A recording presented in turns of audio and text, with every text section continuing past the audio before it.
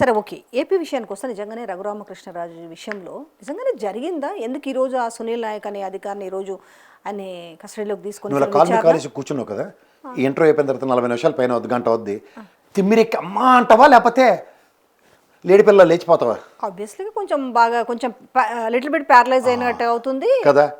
అలా బయటికి నడుచుకొస్తూ పెంగ్విన్లో నడుచుకొని వచ్చి కుట్టేసారు, చంపేశారంటే.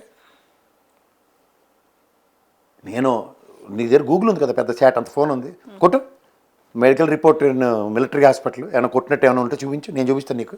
కానీ వాళ్ళు దాన్ని కానీ ఏంటి అలా తప్పేల స్థానంలో కానీ అయినా సరే మ్యానిపులేట్ మరి మ్యానిపులేట్ కాకుండా ఏమంటారు, రిపోర్ట్ని మ్యానిపులేట్ చేసారు. ఇప్పుడు మళ్ళీ మన మాట చిన్న మాట చెప్పి నీకు అర్థమయ్యే భాషలో చెప్తాను.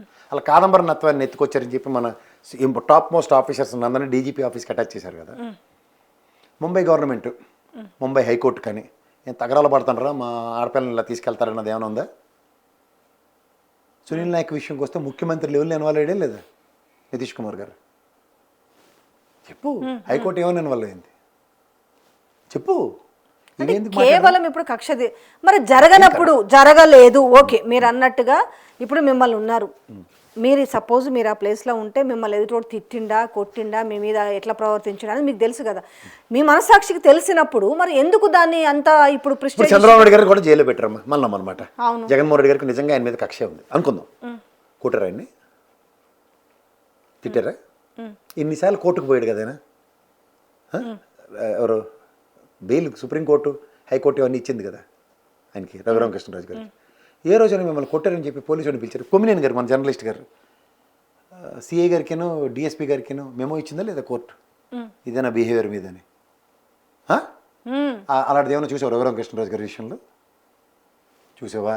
లేదు. మరి ఎందుకు ఈ దిక్కుమాల తపెల ఛానళ్ళకి జనరంజక కార్యక్రమం స్టార్ట్ అవుతుంది 7 గంటల కనగానే చదువు సంజయ్ అనే వాళ్ళందరూ కూర్చుని పుంకాలు మధ్యలో మీరు అలా సబ్జెక్ట్ మర్చిపోయారు, నన్ను ఇలా కూడా కొట్టారు తెలుసా అని టిప్పులు ఇవ్వడానికి మళ్ళీ మనోడికి కెమెరా పిచ్చి కదా వచ్చేస్తాడు ఆయన కూడా.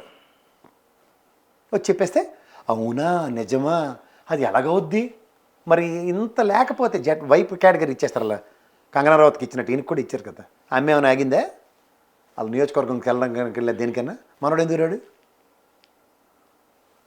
అక్కడ బాగా పూతరేకలు అవన్నీ పెట్టి బీజేపీని కుషమత్ చేస్తేనే కానీ కూటమి ఏర్పడలేదు. ఏంటి ఎక్కడ తేలుతుంది ఇప్పుడు ఇది సునీల్ నాయక్? ఏటి తేలదు. 5 రోజులు పంచాయతీ, ఆ కాందపురం వెళ్ళి కంచంలోకి చెలరేకపోవడానికి డిబేట్లు, వాళ్ళకు సబ్జెక్ట్ ఇవ్వడం అంతే సార్. మాకేంటి ఫీడర్ లేదు సార్, ఏడ్ చేయాలంటే ఏంట్రా ఏంటి అని. ఇప్పుడు చూడు మహేష్ బాబు ఇలాంటి సినిమాలు రిలీజ్ అవ్వకపోతే ఏడు చేస్తుంటారు, మళ్ళీ పోకిరి మళ్ళీ రిలీజ్ అవుతుంది, అది కజాయిజా మళ్ళీ రిలీజ్ అయ్యింది, అలాగే ఉంటుంది. వాళ్ళది చెల్లి పెళ్లి జరగాలి మళ్ళీ తిరుపతి విషయం కూడా అదే జరుగుతుంది కదా. అంతే. పరకామణిలో మళ్ళీ ఈ బంగారం చోరీ గురించి అరెస్ట్ దేవుడి సేవకి వెళ్ళే వెధవల్లో కొంతమంది వెధవలు పనికిమాలిన పనులు చేస్తూ ఉంటారు. దట్ ఈస్ నిరంతర ప్రక్రియ. వీళ్ళకి దమ్ముంటే కూటమి ప్రభుత్వం ₹1 కోటి దగ్గర బంగారం ఎత్తేసారు. 3 టౌన్ పోలీస్ స్టేషన్లో ఎఫ్ఐఆర్ కూడా నమోదయ్యింది. వీడికి లాస్ట్ టైం ఆ పరకామణి పెద్ద జీఆర్ గడి దగ్గర పనిచేస్తాను ఆ పనికిమాలిన ఏదో చేసిన పనికి దగ్గర 14.5 కోట్ల ఆస్తి జప్తు చేశారు. ఇప్పుడు వీడి దగ్గర ఆస్తి ఎందుకు జప్తు చేయట్లే? కమాన్ టు బి ఫ్రాంక్, ఏదైతే ఉంది పెనాల్టీ క్లాస్ ఎప్పుడు దేవదేవుడి సన్నిధిలో పరకామణి సేవలో యాశాలు వేస్తే కుదరదు కదా. బెస్ట్ ఎస్టాబ్లిష్ చేశారు కదా, సీఏ గారు ఏకంగా చచ్చిపోయేంత పని అయింది కదా. ఆత్మహత్యో ఏటో తేలలేదు కదా మాకు. రైలు నుంచి గెంతేసి రోజు పుతిలీలు తోసి అతమారిపోయారు కదా మీరు. లడ్డు ఎంతవరకు వచ్చింది? ఏటొచ్చింది లడ్డు అలాగే ఉంది. ఇప్పుడు కంటైనర్ తెరబడిపోయింది, అది కడప దగ్గర మొన్న ఇల్లు వచ్చినట్టుకున్నాం. ఇప్పుడు ఉన్న 3.5 టన్నులే ఉందట. మరి ఏటి పెట్టి లడ్డూలు వండుతారంటే హెరిటేజ్ని డైరెక్ట్ తీసుకెళ్ళిపోయి ఇక్కడ కూడా సప్లై చేయలేకపోతాం, మేము వచ్చాం డైరెక్ట్ చెప్తారు. ఇప్పుడు ఇందాపూరుడే మొహంకి తల కట్టుకుని వస్తున్నాడు, హెరిటేజ్ పేరు పెట్టుకుంటే బాగోదు దొరికిపోతాం, చంద్రబాబు గారిని ఇరికించిన వాళ్ళం అవుతాం అని. మ్యానుఫ్యాక్చరింగ్ అని టైపింగ్ కొట్టేస్తే మేము అందరూ వేరే వేదల్లో చూస్తాం అనుకుంటారు.